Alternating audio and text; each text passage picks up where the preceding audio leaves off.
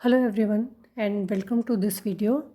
हम chemical kinetics पढ़ रहे थे और हम पढ़ रहे थे उसके एक्सपेरिमेंटल मेथड्स। तो जो फर्स्ट मेथड था स्पेक्ट्रोफोटोमेट्रिक मेथड, वो हमने पढ़ लिया था। अब हम पढ़ेंगे ऑप्टिकल रोटेशन मेथड, या इसको हम पोलरिमेट्रिक मेथड भी कह सकते हैं और इसको हम ध्रुवणमापी विधि भी कहते हैं। इस विधि में हम क्या करते हैं, अभिक्रिया की प्रगति का अध्ययन पोलरीमीटर या ध्रुवणमापी की मदद से ध्रुवित प्रकाश के ध्रुवित तल के ध्रुवण कोण मतलब एंगल ऑफ रोटेशन में परिवर्तन को मापकर हम अभिक्रिया की प्रोग्रेस की स्टडी करते हैं।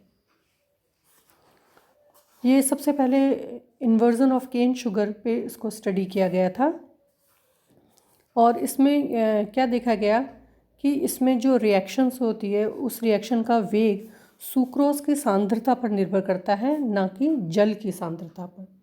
इसलिए इस रिएक्शन को हम क्या कहते हैं, स्यूडो मोनो यूनिमोलिकुलर रिएक्शंस भी कहते हैं, आभासी एक अणुक अभिक्रिया भी इसको हम कहते हैं। इसमें हम क्या करते हैं कि रिएक्शन जो हमारा एक्सपेरिमेंट है उसको स्टार्ट करने के लिए जो प्योर सुक्रोज है उसको वाटर में डिज़ोल्व कर लेते हैं, उसमें एक बूंद थाइमोल डाल लेते हैं और HCl का सॉल्यूशन बना लेते हैं। इनको हम थर्मोस्टेट में रख देते हैं। जब दोनों का टेम्परेचर सेम हो जाता है तो दोनों को हम मिला देते हैं और फिर पोलरीमीटर से डिफरेंट टाइम इंटरवल्स पे हम इसकी रीडिंग्स लेते हैं और जो सबसे लास्ट रीडिंग होती है वो हम लेते हैं 24 आवर्स के बाद। The course of reaction involving optically active compounds can be followed by measuring the degree of rotation of plane polarized light। जो ऑप्टिकली एक्टिव कंपाउंड्स होते हैं और जो प्लेन पोलराइज्ड लाइट को रोटेट करते हैं उनके लिए हम इस मेथड को यूज़ करते हैं। The amount of rotation depends on the concentration of the optically active components. तो जो रोटेशन है वो किस पर डिपेंड करेगा, कंसंट्रेशन पे। इसका मतलब क्या हुआ, इसका मतलब जहाँ हम कंसंट्रेशन की टर्म्स यूज़ करते हैं वहाँ हम रोटेशन को भी यूज़ कर सकते हैं। Analysis with precision for the good kinetic measurements using A well constructed polarimeter, और एग्जांपल जैसा अभी अपन ने देखा था इन्वर्जन ऑफ केन शुगर। अब इसमें हम क्या करते हैं, जब हम एंगल ऑफ रोटेशन लेते हैं तो मान लीजिए कि t = 0 पर हमारा जो फर्स्ट इनिशियल रीडिंग है वो हमारी R0 है, t टाइम पर हमारी R1 हो गई और जब हमारी रिएक्शन कंप्लीट हो गई तो R इन्फिनिट हो गई। तो अब हम क्या करेंगे, जो हमारा इक्वेशन है k = 2.303/t log of a/a-x, तो a की वैल्यू क्या हो जाएगी, R0 - R इन्फिनिट, और a-x क्या हो जाएगी, RT - R इन्फिनिट। अब हम क्या करेंगे, ये सारी वैल्यूज़ यहाँ पर रख करके हम k की वैल्यू को निकाल सकते हैं।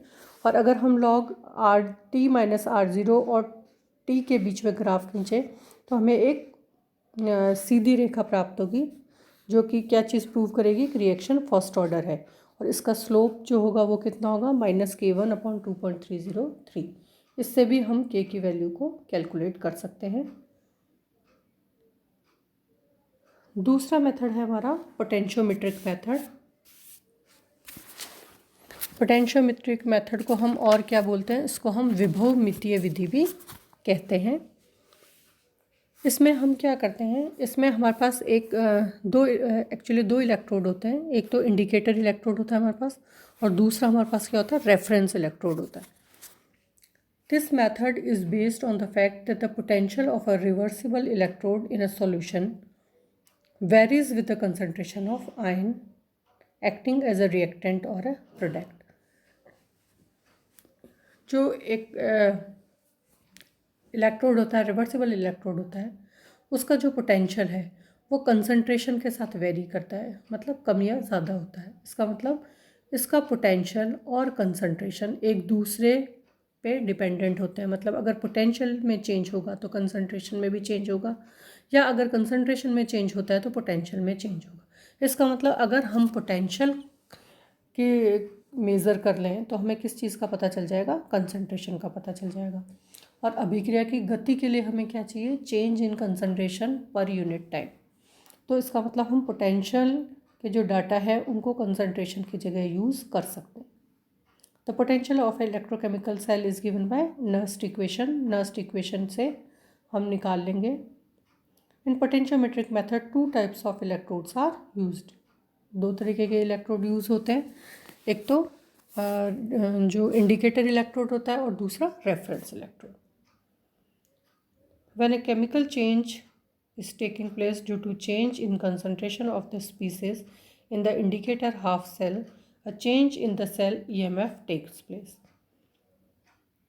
अगर concentration change होगी तो EMF भी change होगा।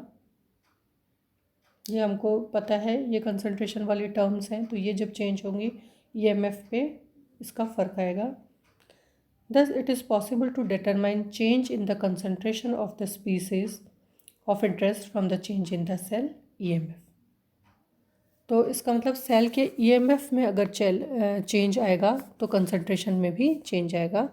तो पोटेंशियल को ज्ञात करके हम रिएक्शन की प्रोग्रेस को स्टडी कर सकते हैं।